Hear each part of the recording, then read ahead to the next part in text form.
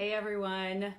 So as promised, here I am. It's 10:04. Sorry for my delay. I had a couch delivered this morning and it, took a little time.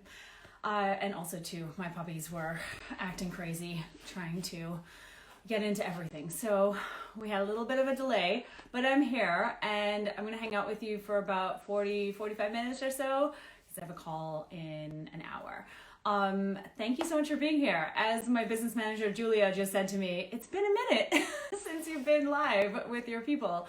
So I am really excited because I got some really great questions and like I said yesterday, I had done this live and the questions were just unbelievable. I feel like we are all still completely not in the know and somewhat clueless about what is going on with our bodies. And as you know, I am a hardcore advocate for all of us knowing what the hell is going on with our menstrual cycles so that we can start to feel better. So, hello. So I want to start, I have them literally all on my computer because I wanted to make sure I got every single one of them. So I'm going to just make the screen a little bit bigger. Oh my gosh, this whole your eyesight starts to go in your 40s is so real. Also, I just noticed, I painted one side, forgot the other. This seems to be life these days. Anyway, if you guys also have questions on hair, please feel free to ask them. Sometimes I never see the thing down there, so type them into the comments. Do whatever you need to do to make sure I see them. So here goes. What causes clotting in a period? So there are multiple things that can happen. See what I'm doing here? I'm sitting. Yeah, we all sit a lot. And unfortunately, our reproductive organs are right there. They're literally just squished in half. And I think what happens a lot of the time is that we end up with structural issues. And that I think is a big part of the clotting issue. However, there are hormonal issues as well. So I think the first thing is if there is an imbalance with your estrogen, your progesterone, where estrogen is too high in relation to your progesterone, it's commonly known as estrogen excess or estrogen dominance, that can certainly be problematic because basically it's causing, first of all, it's causing your uterine lining to grow. So think of estrogen as the building hormone. Progesterone is the hormone that comes in and smooths it all out. It's kind of like the builder and the interior designer. And so what then happens is your estrogen builds this lining a little out of control, and then there's not enough progesterone to counter the effects of that. And then you tend to have heavier periods. You tend to have more clots that are bigger. Little clots are not a big deal, by the way. But anything over an inch and having those consistently for days on end during your period, I think could be problematic. It could be indicative of this estrogen progesterone imbalance. So that's typically what causes clotting. And like I said, there is also the aspect of the structural issues. And on this live yesterday I did with this Dr. Batsheva Marcus. She is a sex therapist, and we were talking about the connection between sex drive and hormones and all these things. And we were talking about the fact that we have a lot of pelvic floor issues. I mean, there are so many, and the problem is that we don't even realize that this is a thing. So unfortunately, all of it goes undiagnosed for a really long time. And I was saying that I've been working with an amazing pelvic physical therapist. Her name is Dr. Claudia Thomas. She is in New Jersey. And we've been doing something called Mercier therapy, along with other things as well. There's a lot of other stuff to it, but Mercier therapy has been really helpful for me. I interviewed the creator of it, Dr. Jennifer Mercier, on the podcast about 2 months ago, and she connected me with Dr. Claudia, and it has been game-changing. And so I was starting to see brown spotting and brown blood in the beginning of my period, which, again, happens, and I'll get into that because someone asked that question, and it's all completely gone. So now my period is bright red, starting fresh all again as it was before, and sorry, I'm getting text messages. And it's amazing, like the changes that have happened. I also feel like my period is just completely different than it was. Like it's, it's more consistent. So the structural side of things I think is really critical. So if you are experiencing, like start and stop periods, your period comes for 2 days, it stops for a day, it comes back, you have any kind of like brown blood, stagnation, spotting, you may want to look into the structural side. And so that would be with a pelvic physical therapist, or often called pelvic PTs, a pelvic floor physical therapist, someone who practices Mercier therapy, someone maybe who does like mind abdominal massage therapy, something along those lines. So hopefully that's helpful. Okay, next question. Is it unusual to have regular periods, 25 or 26-day cycles, but have low progesterone? It's not unusual. It is very common. There are literally a million reasons why we may have low progesterone, and I just want you all to remember, right? Think about your bodies and your hormones as just being responsive to everything that's happening externally and internally, right? So there are external causes of hormonal imbalances and there are internal causes. And you can have totally regular periods or regular cycles as this person does and still have a hormonal imbalance. I mean, so when you think about someone who has low progesterone, for instance, the typical signs of that are spotting before your period. So 3 or more days. I feel like 1 to 2 days of spotting is not a big deal, but 3 or more days of spotting is, potentially problematic. It's indicative of your progesterone possibly being low or dropping too fast before your period comes on.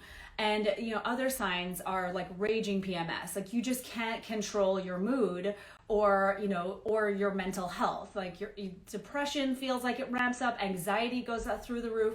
All of these symptoms start to show up. Other signs too are things like bloating, as well as what we were just talking about with the estrogen progesterone imbalance, similar symptoms, right? Long, painful, heavy periods, blood clots, very, like thick, dark blood that doesn't flow well. All of those are signs too of low progesterone. So the point here is that, I say this in my book, Fix Your Period. If you don't have it yet, I really recommend you get it. I really wrote this for everyone who's struggling, who does not feel like they're getting answers. And that was me 20 years ago. And I really feel so strongly that we need to have this information in order to start taking charge of our health. And I spared no detail, literally. I was like, I can't cut this, you don't understand. So many people deal with this. I said that to my editor probably 1,000 times. My point is that I talk about this, from the perspective of our hormones don't exist in a vacuum. They are not just these like random things doing their own thing all day long. They're all communicating with each other through the endocrine glands. And as a result of that, you can't just spot treat a hormone imbalance, right? You can't just say, oh, well, I'm going to just treat this low progesterone, because your low progesterone is caused by a certain thing. And that thing is likely what you have to start working on. And low progesterone is often linked to the excess psychological stress. I call it I call the time we live in the age of chronic overstimulation. And as we know, psychological stress is not just like a bad day at work or struggles in your relationship. It comes from so many other things too. Being on social media, for instance, spending way too much time on there and being disconnected from your real life. So my point here is that you have to take a bit of an overall approach to your hormonal health. Like everyone says things to me like, what can I do to fix my low progesterone, or what supplement can I take? And these things can obviously help, but the foundational component is so critical. So it's up to you. You have to make a decision that this is something you're going to do, you're going to change, and you're going to start to work on it. Even if it's just a small thing, like you decide, I'm going to start to work on my sleep, because guess what? Crappy sleep definitely triggers low progesterone. And the reason it does is because it impacts ovulation. All of this stuff impacts your ability to ovulate consistently. And if you're not ovulating consistently, you're not making as much progesterone as you need to be making in order to have a healthy menstrual cycle and stable moods and brain function. So that's my little spiel on that. So yes, like I said, the final answer is it is common to have a regular cycle and still have an underlying hormonal imbalance. Because again, remember, when you think of the parameters that determine a regular cycle, the parameters that determine a healthy cycle. Regularity is just one component, right? So it's like, we also talk about how heavy your period is or light it is. If you experience spotting, what are your moods like? Do you have other physical and emotional symptoms? So consider that. Okay, let's see. I found that excess estrogen can cause insomnia. There's potentially more things that are causing, there are potentially more things that are causing the insomnia, and those are things that are likely causing the excess estrogen. That's what I think is probably happening, although I don't know your specific situation. What's my recommendation for menopause? That's a very broad question. It's the same thing that I recommend in Fix Your Period. You want to eat a nutrient-dense diet. You want to stabilize your blood sugar. Insulin dysregulation is like an epidemic. I'm not even kidding. And we have to figure it out. It is not just for diabetics or someone who has PCOS. This is across the board a humongous problem. I'm actually getting a continuous glucose monitor, and I'm going to share about that because I really think that we need to get that under control more than anything, especially in menopause. So that's what I would say. It's in week 2 of the protocol in my book. I explain exactly how to test your blood sugar and why you really need to be cognizant of your blood sugar issues. Okay, so this person has no period for 5 years. Why and how to fix it? Okay, I wish I had a lot more information because for every question you have, I have like 25 questions in response, because I feel like there's a lot more information to gather about someone's health issues and history. So I would say if you've not had a period for 5 years, it's potentially one of a few things. The first is it hypothalamic amenorrhea? And what that is a condition where your hypothalamus is basically hijacked by something. It's usually stress, under eating, birth control pill use, psychological stress and under eating really, or low fat intake is typically what happens here. And so your hypothalamus is hijacked, and it's like, I'm not going to talk to the ovary or the pituitary and the ovaries, and you're not going to ovulate. So that's one of the main causes. The second thing I see is primary ovarian insufficiency, also known as premature ovarian failure. This is where your ovaries technically just stop working the way they're supposed to work before perimenopause or menopause.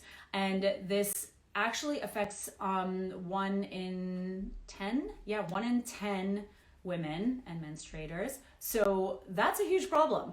And I feel like it's rising. Maybe it's because I see all this stuff all the time, but I think that it's really important to, if you've not had a period for 5 years, you've got to be working with a functional medicine doctor, a naturopathic doctor, a women's health coach, like me, or a functional, some kind of like nutritional therapist, someone who is familiar with this and will do the right testing to figure out the cause of it. Because this is really what it comes down to for all of you, is that you have to figure out the cause, because there are multiple causes and there are different treatment protocols depending on the cause. Okay, any advice for people with endometriosis, cysts, and how to make our periods feel smoother? Yes, this is why I wrote my book. I laid this foundational protocol out in the book. It is literally the bedrock for making your life easier and your periods smoother. So that's what I recommend. I feel like with endometriosis, it's obviously a really complicated endocrine condition. And what I think the first step is to, first of all, find a doctor, find someone who is going to just be on your side and advocate for you.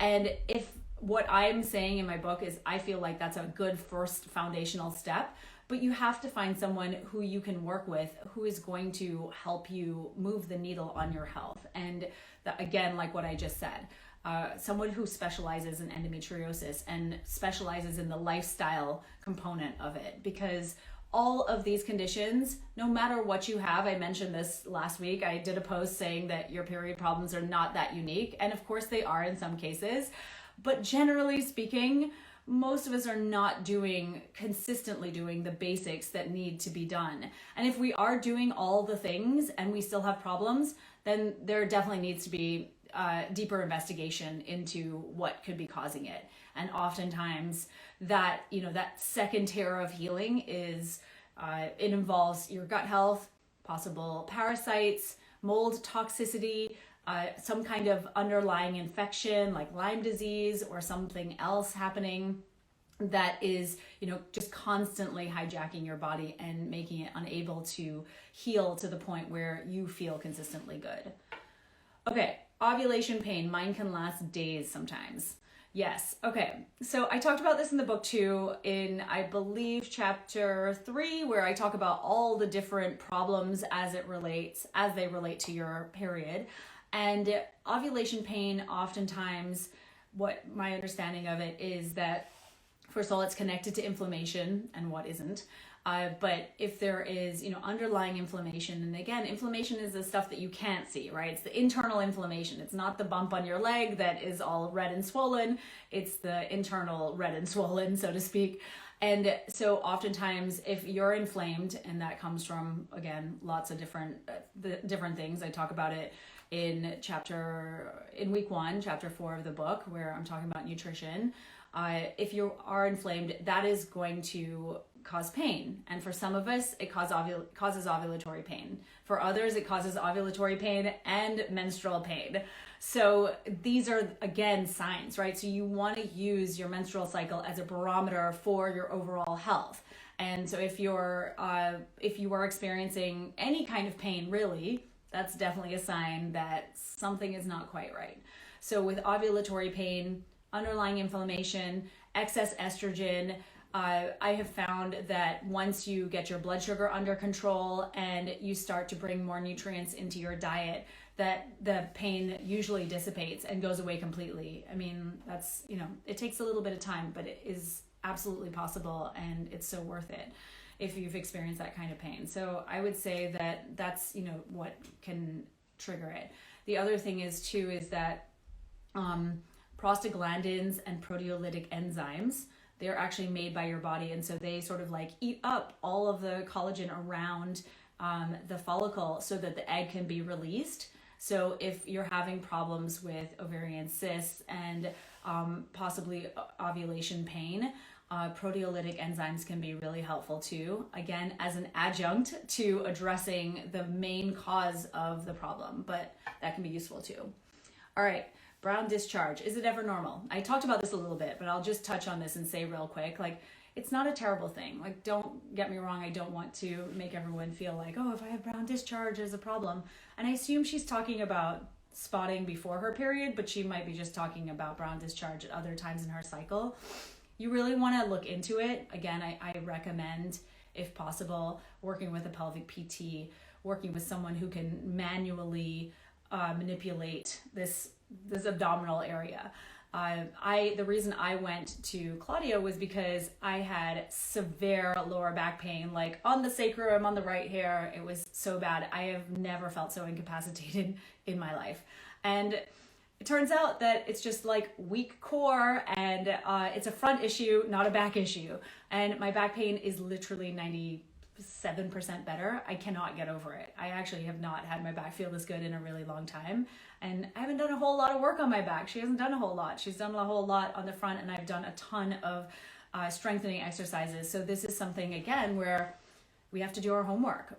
We have to do the stuff outside of what our practitioner or our doctor or whoever is instructing us to do. Okay, blood clots. Are they normal or a sign of something?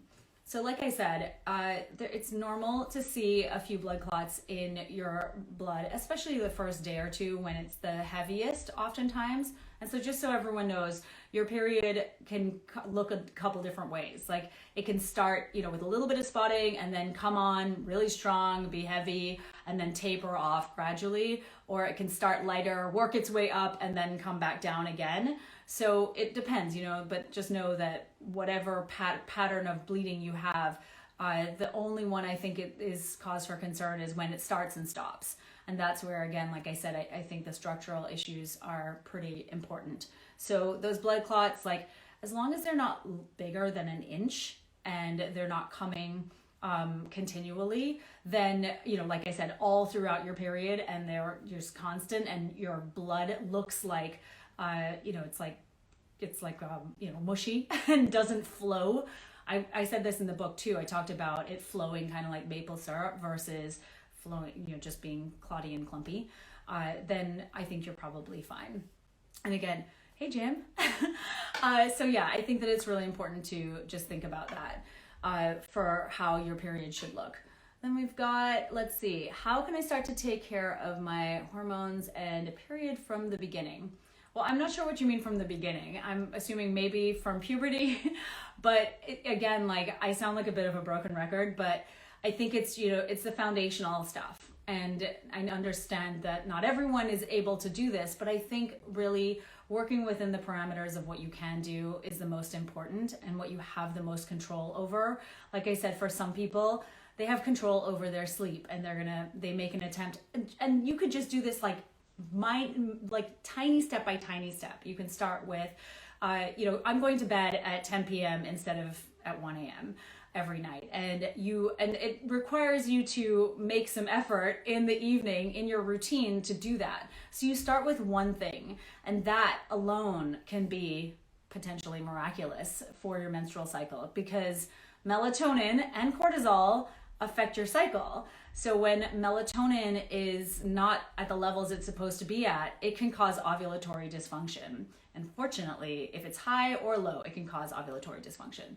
And then the second thing is, cortisol.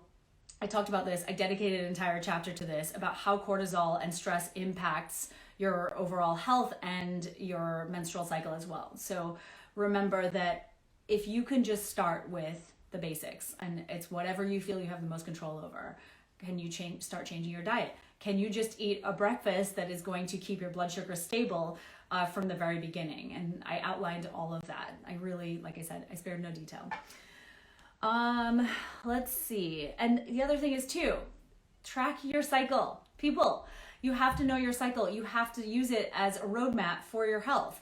Your cycle will tell you so much. I've just explained all of these different symptoms that signify a potential hormonal imbalance. So in order to know what's going on with your body, you have to track your symptoms. Okay, just started getting discharged again after 5 years of hypothalamic amenorrhea. Is my period coming soon?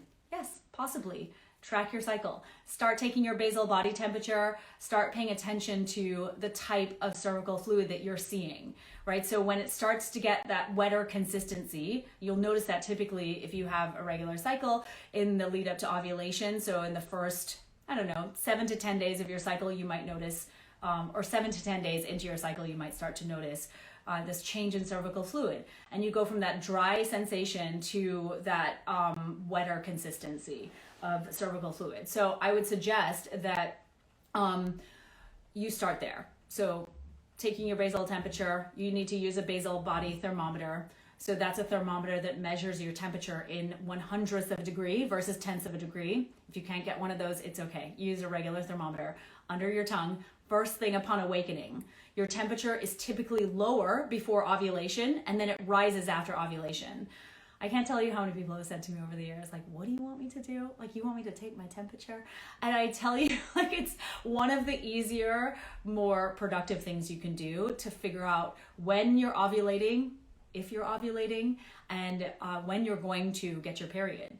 Because for this person here who's had HA for what, 5 years you said? Yeah, for a long time. Yeah, 5 years. And you're seeing cervical fluid, that is a pretty significant sign that your estrogen is rising. So those little follicles on your ovary are producing estrogen, and then there will be a dominant follicle that continues to produce estrogen. It tells your brain that estrogen is being made and the whole process is working, and then your brain slows down FSH, that hormone that stimulates the follicles, and triggers the release of LH, and that's the hormone that spikes up and triggers ovulation. So it's a whole intricate process that we don't even know is going on every single month. And that's why I think that you've got to track those symptoms. Okay, lately I see confusing cervical mucus types, sticky and then creamy, etc. Why could this happen? I'm not entirely sure what the situation is with this particular person, but what you want to be thinking about is,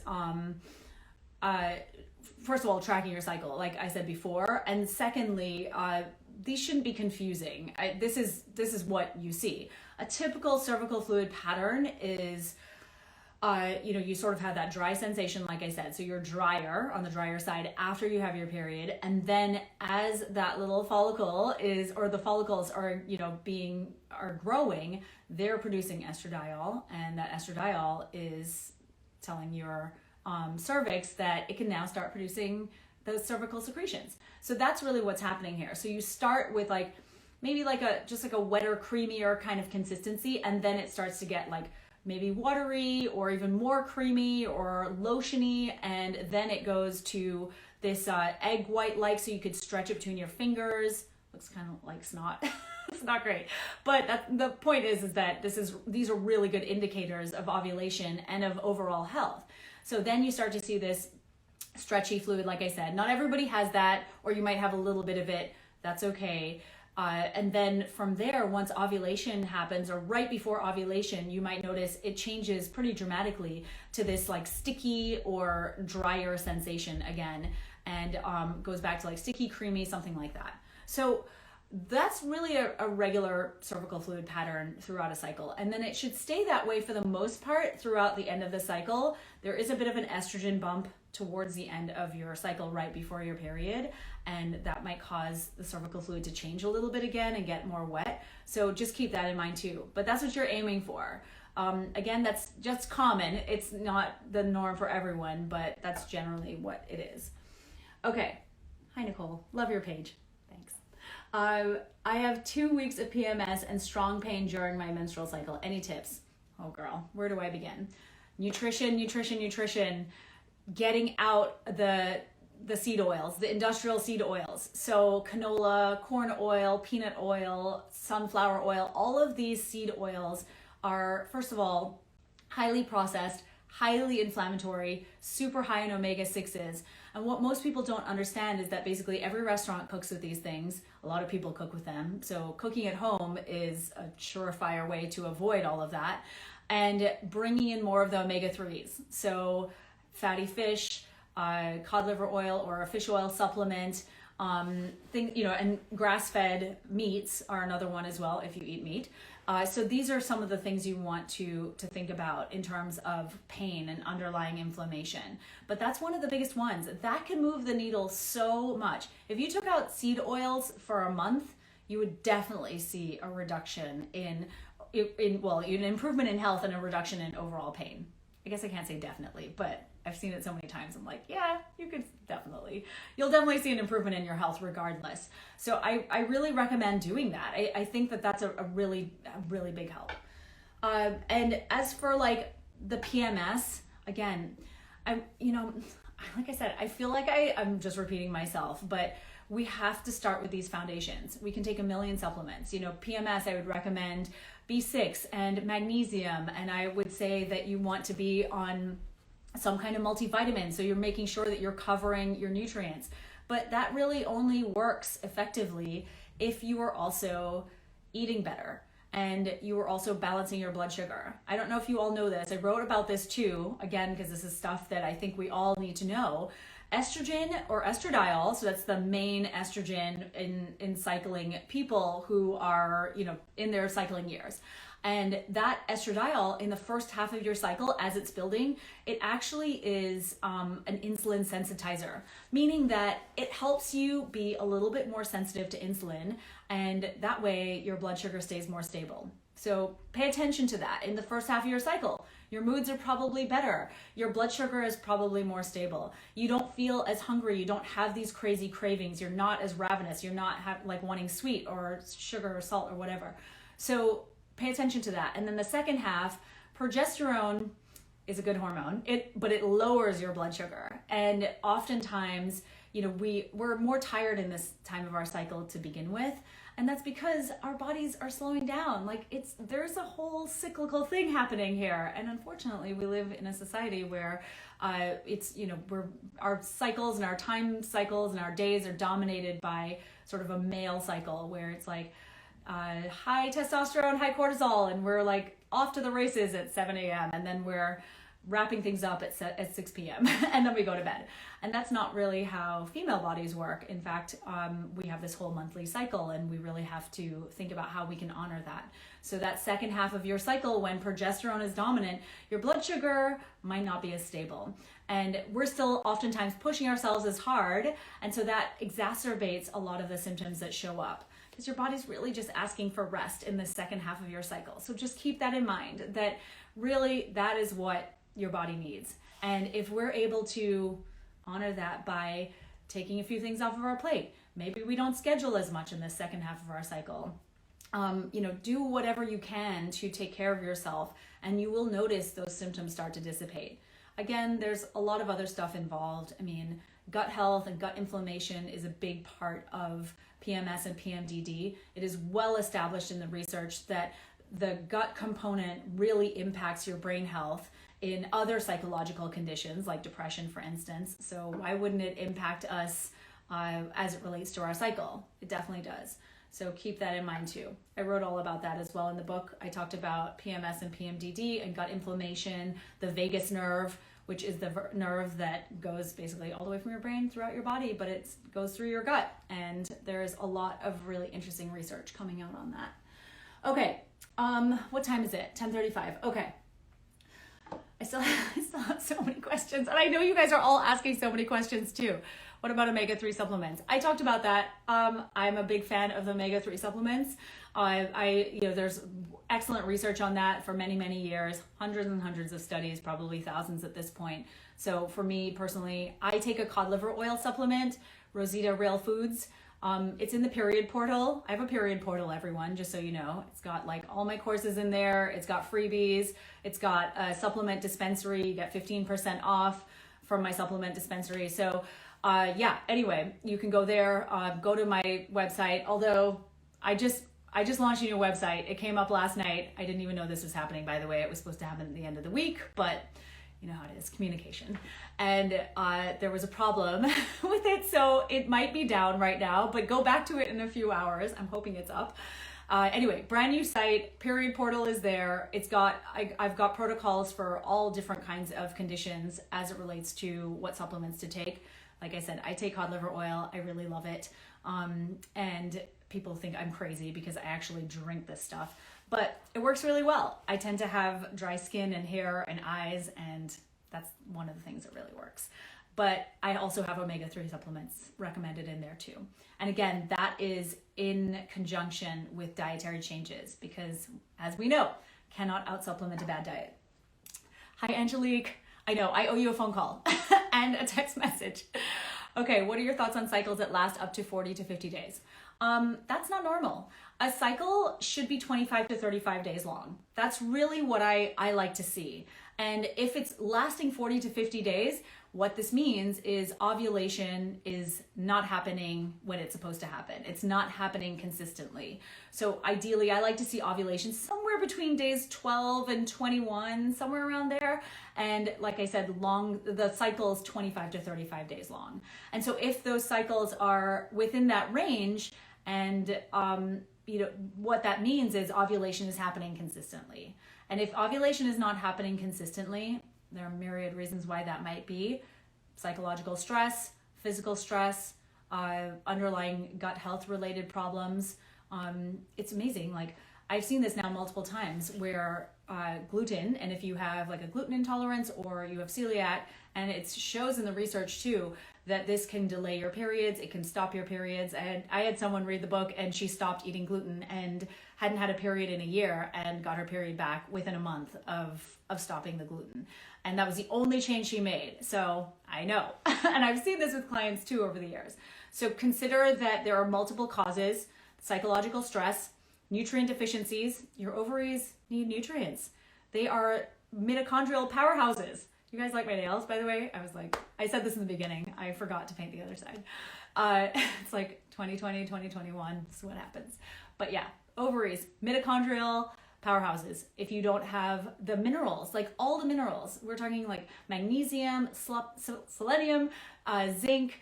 These are all critical for follicle development and ultimate like egg development and release. So consider that there may be multiple reasons why, and just remember that if you start with the foundation, you will absolutely regulate your cycles. There's no doubt about it. I have seen this now with thousands of people.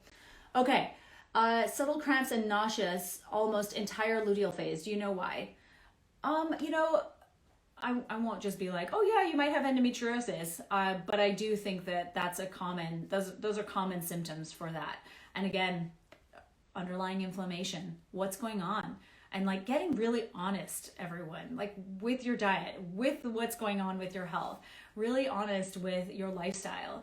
And because I know we tend to sugarcoat these things and we're like, oh, I didn't really eat that. I didn't really do that. And, you know, and I'm the first to do this too. Like I tend to go to bed way too late. Hayden's like, I'm sleeping in the other room because your nighttime routine is 45 minutes and I ain't got time for that. So, you know, I really think that we have to get super clear with ourselves. And I think that that is the first step in self-care, is getting really frigging honest with the stuff that's not working for our health. And if we're able to do that, then we're able to start making changes from a place of honesty with ourselves and clarity around like what we need to do.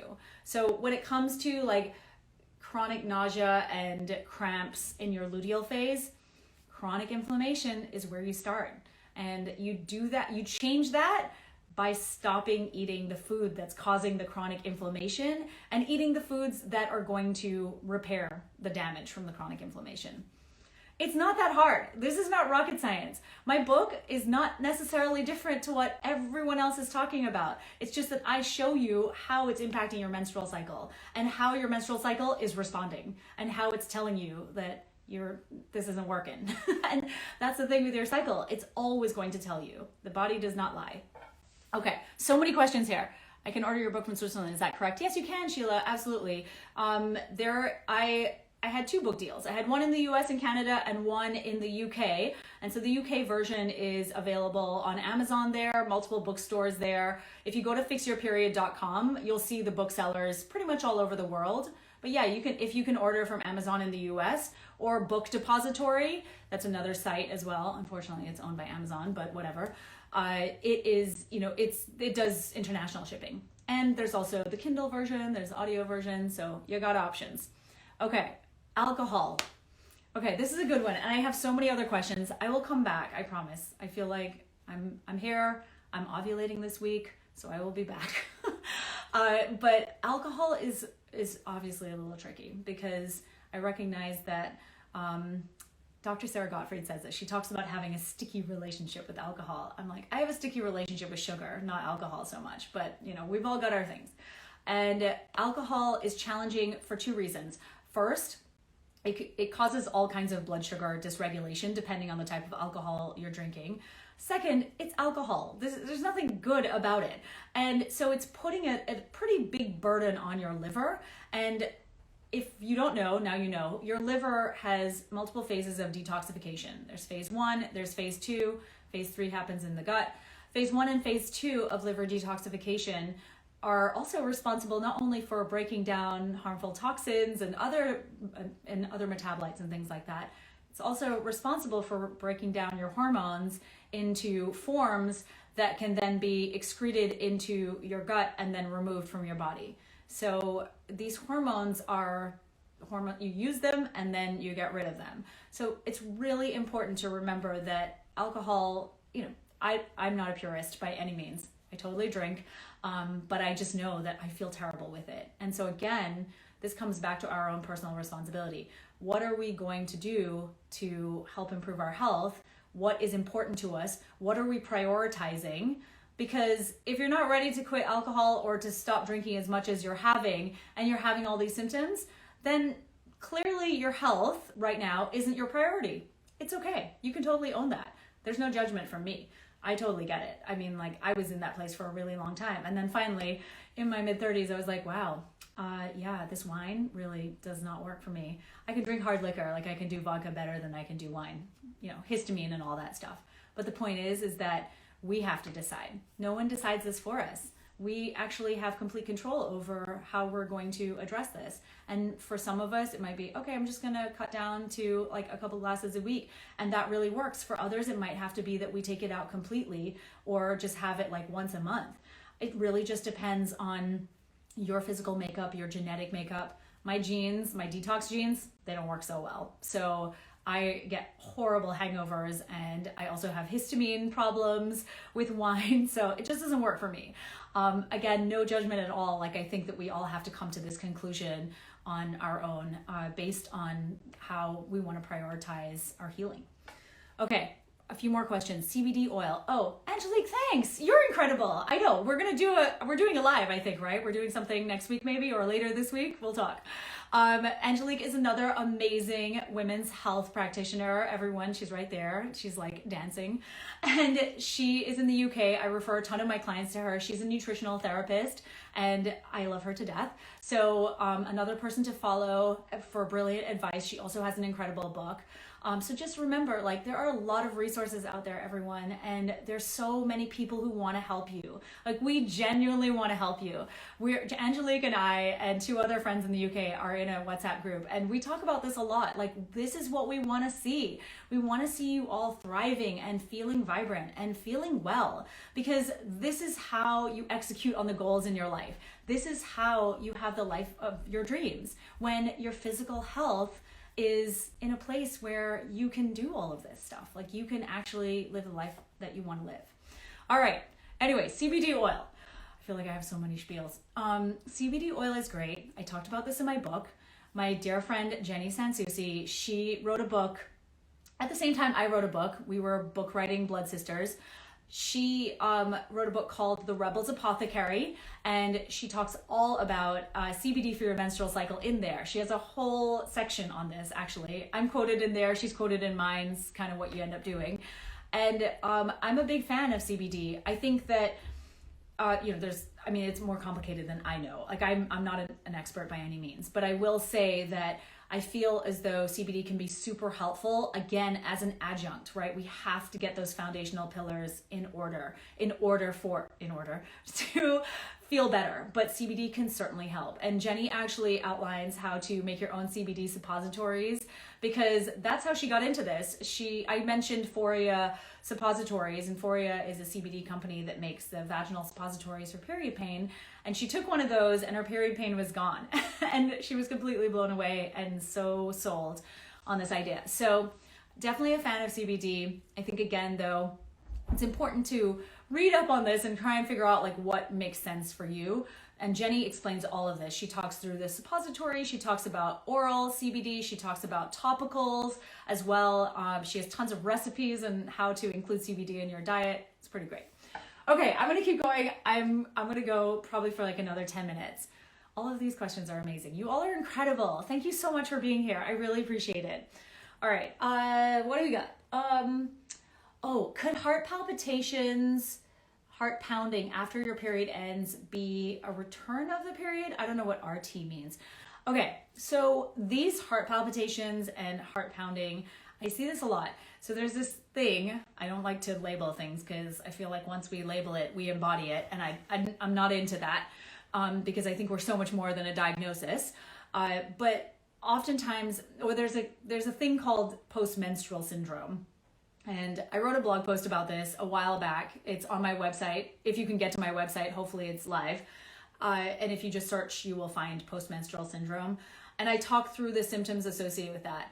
Oftentimes, I feel like this has to do with iron in some way. Like there's some kind of iron deficiency happening. And of course you've just lost blood.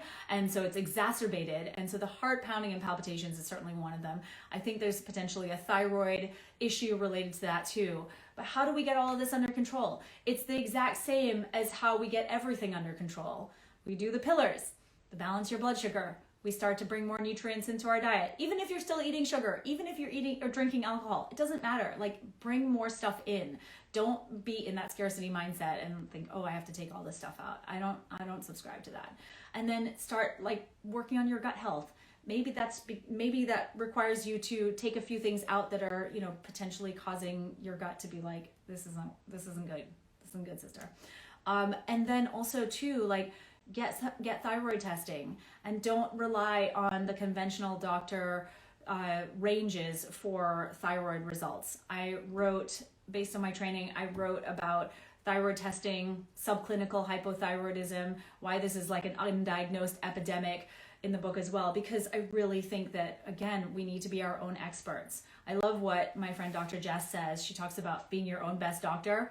I can't tell you to be your own best doctor because I'm not a doctor, but be your own expert, because nobody is going to know your body better than you. No one is going to be able to tell you what you need to do that's best for your body. I mean, they can give you recommendations, people can give you guidance, they can certainly make suggestions, they can give you a game plan, but ultimately, your intuition is what's most important here, and taking care of yourself is the first step to really cultivating that intuition. Because and I know Angelique can talk about this too, and we will talk about this, about being turned off from your body's wisdom and intuition from a young age. I distinctly remember this was my sign that I was meant to do this work. I was 12 and I knew I was getting my period. Like, I'd been kind of spotting, and I was like, I definitely should put like pads and panty liners into my school bag. And a friend of mine, of course, found them, and she was like, "You have your period and you didn't tell me?" She was so upset with me, and I was totally traumatized. But my point is that at 11 and 12 years old, I knew what was going on in my body. Like, I just sensed it. I didn't ask anybody. My mom had given me a book. I'd read this book. I wanted more, but there was no more to have. And I just knew. And I think we all know, like, we all have this body wisdom, this intuition about how our bodies work. And it's so important as adults to tune back into that, because we're told from a young age that the doctor is going to fix us, or this other person is going to give us this solution. And we're constantly looking outside of ourselves, when in fact, we have all the answers. And I gave you a roadmap in the book because, again, I can't reach everybody, but I really wanted that to, provide a framework for whoever read it and really was willing to make the changes, because you will see massive changes. And like I said, I'm not saying anything different necessarily. I'm just telling you how your menstrual cycle is like, okay, I'm done here. And this is why, things are not working. All right. I know. I'm just like, I'm on a roll. Okay. Do you think that ketosis is good for therapeutic healing for a woman's body? I'm going to just say straight up that I am not a ketogenic diet expert by any means. And I think that this is highly individual. I will say that there's so many people out there who feel that this is exactly the way to go and it works for them, it works for their clients.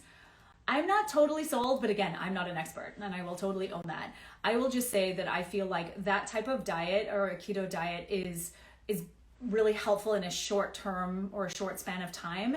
I don't know about it for the long term. I have found more often than not that women lose their periods on a ketogenic diet than have more regular periods, or better periods.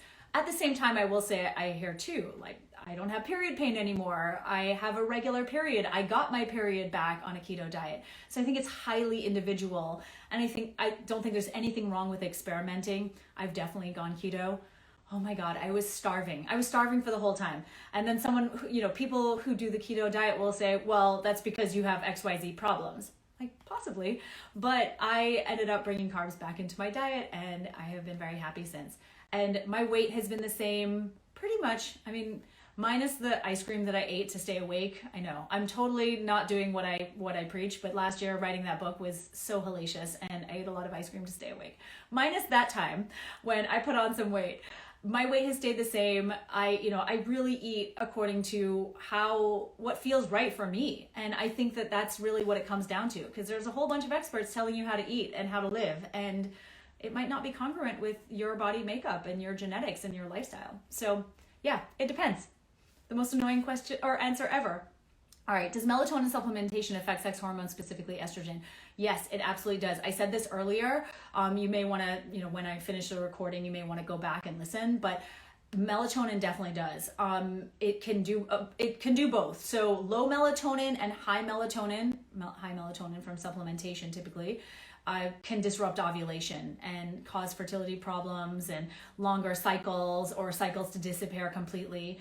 Interestingly, research shows that women who do shift work have disrupted menstrual cycles when they've accounted for other things that could be disrupting the cycle. So consider that your circadian rhythm is a rhythm just like your menstrual cycle rhythm, and it 100% can impact the production of well, ovulation and ultimately the production of estrogen and progesterone. So do a little Google search and you'll find that. Okay, is seed cycling a good place to start? Seed cycling is an adjunct. So the adjuncts, like I talked about, are CBD, supplements, seed cycling, castor oil packs, things like that. So remember that these are all practices that you can incorporate and they're great, but ultimately you have to figure out what's causing the problem in the first place. And again, like I was very clear about that in the book. Like I talk through the causes of heavy periods, of missing periods, of irregular cycles, of ovulatory pain, of menstrual cramps. So there are specific reasons for all of these things. And oftentimes when you start with just the basics, that, a lot of those symptoms can start to resolve themselves. Why do you gain 1 to 2 kilograms 1 to 2 weeks before your period? That's a great question. Again, it could be multiple reasons. What I find most often is, are you ovulating? So that's the first thing. Are you ovulating? Are you producing enough estrogen? Are you producing enough progesterone? Are you inflamed? All of these can contribute to weight gain and bloating in the lead up to your period. Is your blood sugar stable? So remember what I said earlier. Estrogen, insulin, it makes you more insulin sensitive. Progesterone lowers your blood sugar to the point where you're craving more things. You're eating more refined carbohydrates, things that are going to mess your blood sugar up even further and cause that weight gain. Remember too, also, menstruation is inherently an inflammatory event. And what I mean when I say that is, progesterone is an anti-inflammatory hormone. It's so nice. Like progesterone's wonderful. It's like this beautiful, calming, like Mother Earth hormone. And then what happens is progesterone does a nosedive right before your period. And so does estrogen too. Estrogen has great properties as well. It's not bad. But what happens is with the drop of those two hormones, you're now at the point in your cycle where these hormones are at their lowest.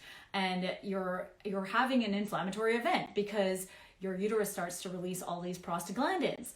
And omega-6s, so those omega-6 oils I talked about earlier, they are precursors to more pro-inflammatory prostaglandins, whereas omega-3s are precursors to the anti-inflammatory prostaglandins. So when we have that omega-6 to omega-3 ratio completely out of balance, what tends to happen? We tend to have more pain, more joint pain, more achiness, more brain fog, fatigue, exhaustion, things like that. So the way to address that is to come back to the diet. What can you do?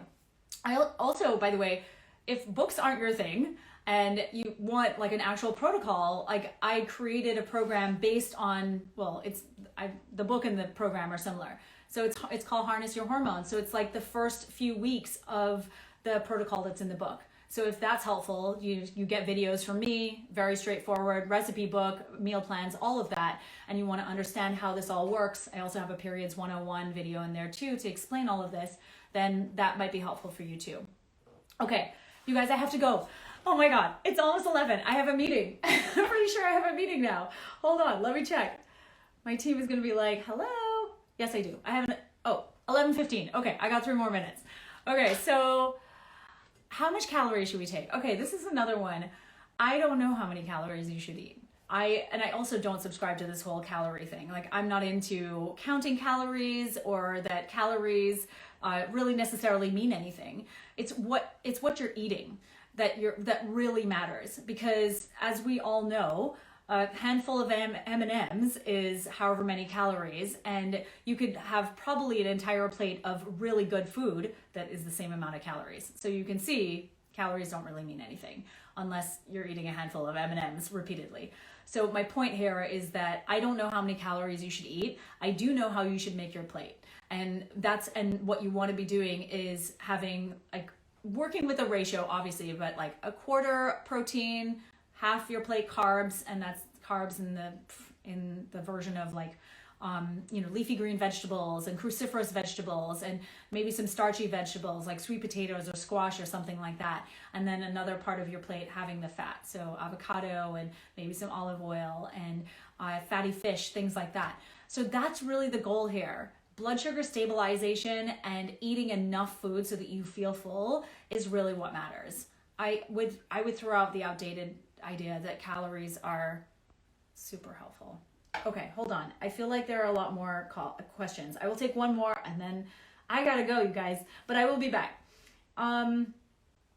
Suddenly I haven't gotten a period for 6 months. Is it okay to do hormone lab testing? Okay.